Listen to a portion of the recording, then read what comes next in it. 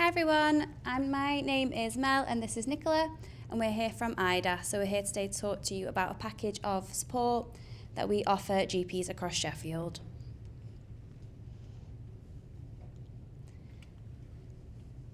So for those who don't know who we are the leading specialist charity in Yorkshire for domestic abuse services. So we provide expert advice to those who are experiencing ongoing and current domestic abuse. So we offer a range of practical support and emotional support for those who are going through abuse.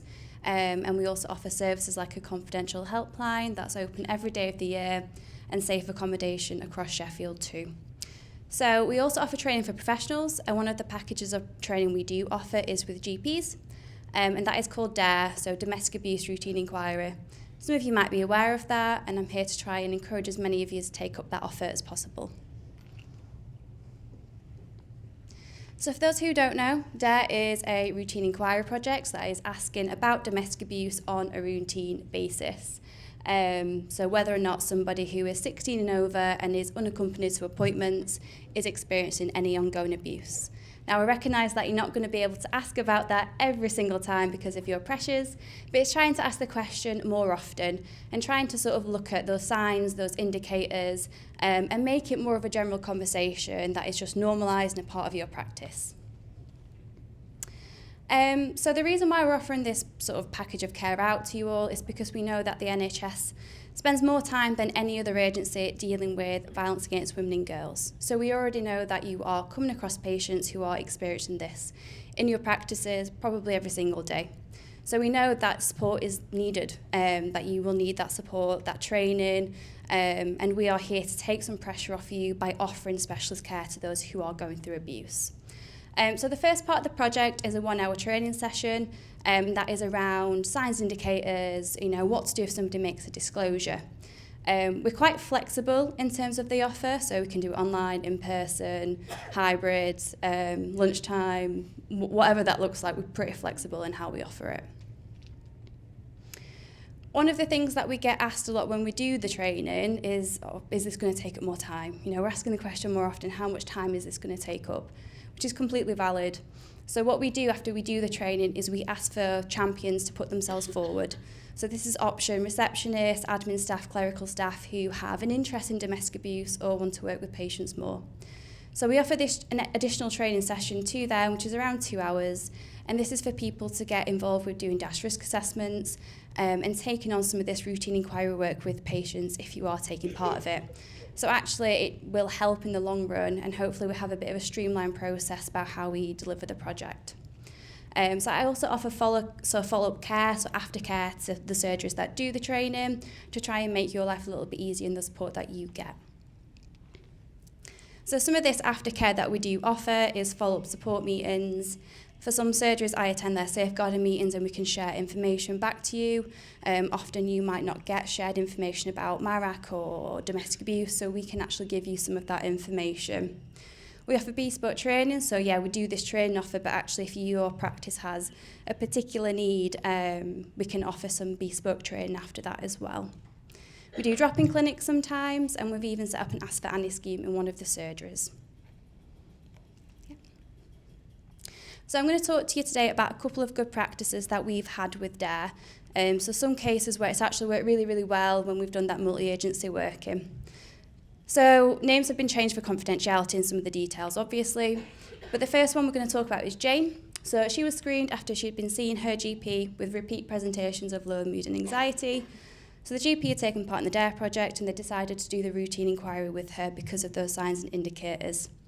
And Jane disclosed that she was experiencing ongoing and emotional abuse and coercive control from her partner, and she hadn't made that disclosure before, and she wasn't known to domestic abuse services. The patient didn't feel safe calling our helpline as she lived with her partner, and her partner was her carer, so there was a lot of barriers in being able to reach out for that support. She was over 65, and she'd recently been given a cancer diagnosis. And after the work with DARE, we'd set up a drop-in clinic in that GP practice.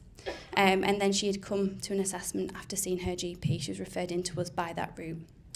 And since this, Jane is doing really, really well. She's now gone through a divorce. She's getting her care and support needs met properly. And she's living happy and safe away from that abuse. And this is one example of a patient we may have never have actually seen if it wasn't for the project. Fran, so another patient of ours that has come through the DARE project. She had physical health needs, including MS, and during a regular appointment, she was screened for domestic abuse following the DARE training. Due to recent presentation changes, so she stopped attending appointments when she was regularly pretty good at attending them. She was booked into our IDAS GP clinic, the one that we just mentioned, and following an assessment, she was referred into our ongoing community team. So we were able to do like housing referral, an ongoing safety plan, and again, we got her out of that situation and she was getting ongoing counselling following that. She'd been referred to our group work, she was getting financial support from CAB, so again, was living a lot more of an independent life following what she'd been through. Next person we're going to talk about is Jack. So this is the last case study of today. But another type of barriers that somebody may experience. So Jack had come to the GP's attention following a family member calling the GP to report some concerns about his current partner. So the GP met with Jack to discuss the domestic abuse, and during ongoing safeguarding meetings with the GP, we decided to set up an appointment for him.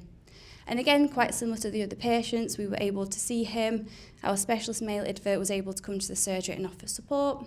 So in this appointment, she was able to look at healthy relationships and particularly explore the stigma around male victims of domestic abuse and the barriers that he would face and did face in reaching out to us. So we were able to look at the ongoing safe planning and his options around the relationship too.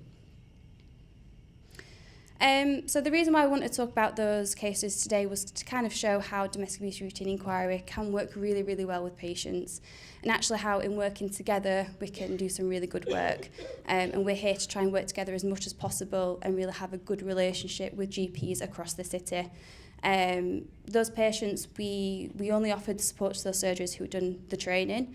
So if anybody is interested in doing the DARE practice training with us, we're able to book that in as soon as possible, really. So like I said, it's a 1 hour training session initially, and then there's a 2 hour training session for any champions who are identified. So we are at the corner over there. We have leaflets, we have posters, we have other materials with us. We also have a poster that outlines this training on, and with my contact details too. So if you are interested, do come up to us, or you can pop me an email afterwards and we can book something in, or just a chat about it really. If you've got any questions about how it would work for your practice, we can get together and we can discuss it. And if you have already done the DARE training but you haven't got the champions or the aftercare in place, again, let me know and we can put something in too.